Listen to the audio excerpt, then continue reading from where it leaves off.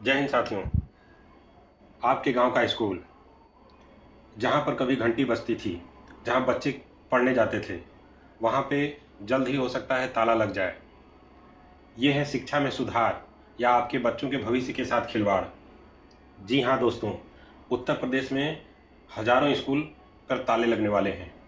हो सकता है कि आपके गांव का भी स्कूल इसमें आ जाए, लेकिन हाईकोर्ट ने क्या कहा है, इससे किसका भविष्य प्रभावित होगा, आइए इसको विस्तार से जानते हैं, इसके हर एक पहलू को। 7 जुलाई 2025 इलाहाबाद हाई कोर्ट 51 छात्रों की जो याचिका थी उसको खारिज की गई।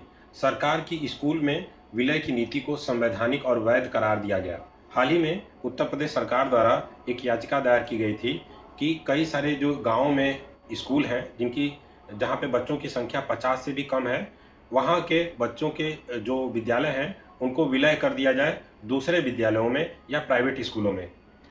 तो इस याचिका को हमारे हाई कोर्ट से मंजूरी मिल गई है। इसके खिलाफ में जो 51 छात्रों की याचिका थी उसको पूरी तरह से खारिज कर दिया गया। कोर्ट का कहना है कि ये पेयरिंग है, बंदी नहीं।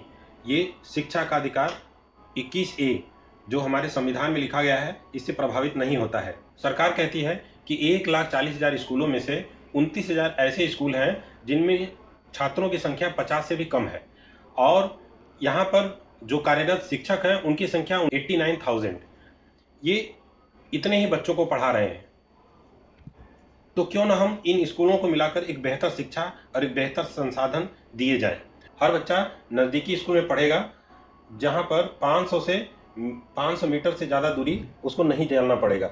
वर्तमान में भारत की जो नीति है जिसमें प्राथमिक स्कूल तक बच्चों की पहुंच होती है वो 1 किलोमीटर दायरे के अंदर होती है, और जबकि उससे बड़े मतलब सेकेंडरी स्कूल जिसको बोलते हैं माध्यमिक स्तर पे 6 से 8 वाला वो 3 किलोमीटर के अंदर होने की मतलब सरकार की नीति है। तो उस नीतियों का पालन करने के हिसाब से ये जो विलय किया जा रहा है उसमें तो कठिनाई दिखती है, क्योंकि छोटे बच्चों को दूर तक जाना एक मुश्किल बात दिखाई देती है। जबकि हाईकोर्ट का जो फैसला है उसमें ये भी बात मेंशन की गई है कि उनके लिए संसाधनों का व्यवस्था किया जाएगा अगर दूरी अत्यधिक अत्यधिक हो जाएगी। तो क्या ये संभव है जहाँ पे संसाधनों की कमी है? इससे पहले आइए इसका इतिहास जानते हैं। राजस्थान में यहाँ पे 19,000 से ज़्यादा स्कूल मर्ज हुए और झारखंड में 400 स्कूलों का विलय किया गया है। यहाँ पे शिक्षकों की बहुत ज़्यादा बदली की गई दूसरे स्कूलों में, जो कि पहले से पूर्ववत जिस स्कूल में पढ़ा रहे थे उससे दूसरे स्कूल में भेजा गया। और कई सारे सहायक स्टाफ जो होते हैं, जैसे मिड डे मील के जो बनाने वाले रसोइये होते हैं, और बहुत सारे लोग होते हैं जो इस एक विद्यालय से जुड़ाव रखते हैं, तो उनका भी छंटनी बहुत ज़्यादा संख्या में किया गया। तो ये सारी कमियां भी दिखती हैं। और उसके साथ साथ वहाँ पे बच्चों की ड्रॉप आउट, जैसे नामांकन जो होता है हर साल, वो धीरे धीरे उनकी संख्या कम होती गई। ड्रॉप आउट की संख्या आपको इस टेबल पे दिखाई दे देगी। ड्रॉप आउट की संख्या आपको आंकड़े सारे स्क्रीन पर दिखाई दे रहे होंगे। यहाँ पर लड़कियों को सबसे ज़्यादा समस्या देखने को मिल सकता है, क्योंकि लड़कियों को दूर स्कूलों में भेजने के लिए अभी भी गाँव के अभिभावक तत्पर नहीं रहते, तैयार नहीं रहते।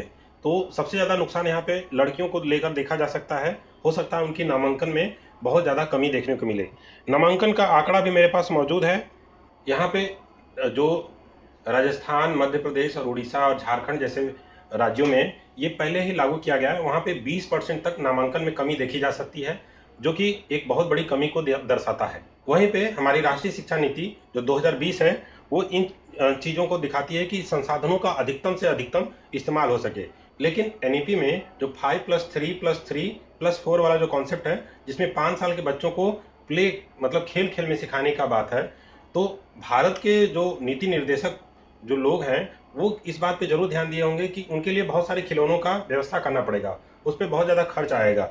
दूसरी बात है कि शिक्षा की गुणवत्ता जो होती है इतनी बेहतर हो सके कि वहाँ पे नामांकन बेहतर हो।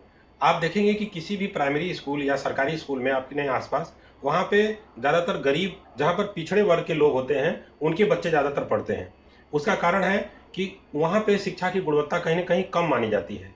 तो या तो वहाँ की स्कूलों की गुणवत्ता बढ़ाई जानी चाहिए, या तो फिर बच्चों का नामांकन बेहतर करने के लिए वहाँ पे संसाधनों को बढ़ाना चाहिए। तो संसाधनों को बढ़ाने में खर्च आएगा, और वहीं पे सरकार ने एक बीच का रास्ता निकाल लिया है जो कि पिछले राज्यों में इसको अपनाया जा चुका है, जिसमें राजस्थान, मध्य प्रदेश और उड़ीसा, और उड़ीसा के साथ झारखंड। झारखंड में ऐसा माना जाता है कि 400 विद्यालयों का मर्जन किया गया, उसमें 400 करोड़ रुपए की बचत हुई।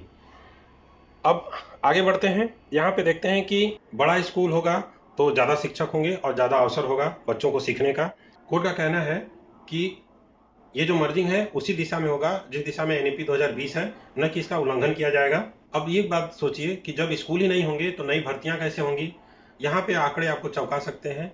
यहाँ पे सामने दिखाई दे रहा होगा आपको कि राजस्थान से लेके और यहाँ तक झारखंड तक जब जब यहाँ पे मर्जिंग हुआ है तो बहुत सारे विद्यालयों की जो रिक्तियाँ थी उनको नहीं लिया गया, आगे आने वाली रिक्तियों को रोक दिया गया। और भारत में रोजगार की इतनी ज़्यादा कमी है, हर साल कितने सारे लोग डीएलएड और बीएड करके शिक्षक बनने की आस में हर साल बढ़ते जा रहे हैं उनकी संख्या, और बेरोजगारी का स्तर और बढ़ता जा रहा है। इससे रोजगार में और ज़्यादा समस्या देखने को मिलेगी जो शिक्षकों के लिए है। सरकारी आंकड़ों के आधार पर 8,04,000 रिक्तियां हैं शिक्षकों की हमारे देश में वर्तमान में, जो कि 2024 का डाटा है। इस हिसाब से उत्तर प्रदेश में भी 1,93,000, जो कि 2025 में खुद ही बताया गया है कि 1,93,000 से भी ज़्यादा केवल उत्तर प्रदेश में शिक्षकों की रिक्तियां हैं।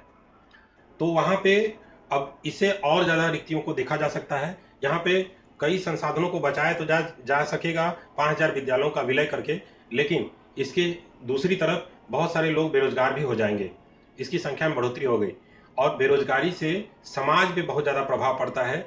यहाँ पे विभिन्न पार्टियों ने भी अलग अलग अपने विचार प्रस्तुत किए हैं, जिसमें शिक्षक संघ ने इसको राज्यव्यापी धरना देने की घोषणा की है, और आम आदमी पार्टी ने बोला है कि मधुशाला नहीं है ये पाठशाला होना चाहिए। और किसी भी देश को आगे बढ़ने के लिए बोलते हैं कि हमारा देश विश्व गुरु बनेगा, तो वहाँ की शिक्षा व्यवस्था और सुदृढ़ होनी चाहिए, गुणवत्तापूर्ण होनी चाहिए।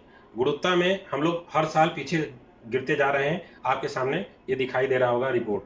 कोर्ट का फैसला जो है कानूनन ठीक ठाक लग रहा है, लेकिन क्या सामाजिक पूर्ण से ये न्यायपूर्ण है? इसके पीछे भी कई सारे तर्क हैं। क्या यह स्कूलों का विलय हो सकता है या ग्रामीण शिक्षा के भरोसे इसको छोड़ दिया जाए? हाई कोर्ट के इस फैसले पर आप भी अपना राय या अपने सुझाव या अपने विचार जरूर कमेंट बॉक्स में दें। और क्या आपका भी गांव में जो सरकारी विद्यालय है वहां पे 50 से भी कम बच्चे पढ़ने जाते हैं, तो क्या आपका भी स्कूल इसमें आता है? इसको जरूर कमेंट करें।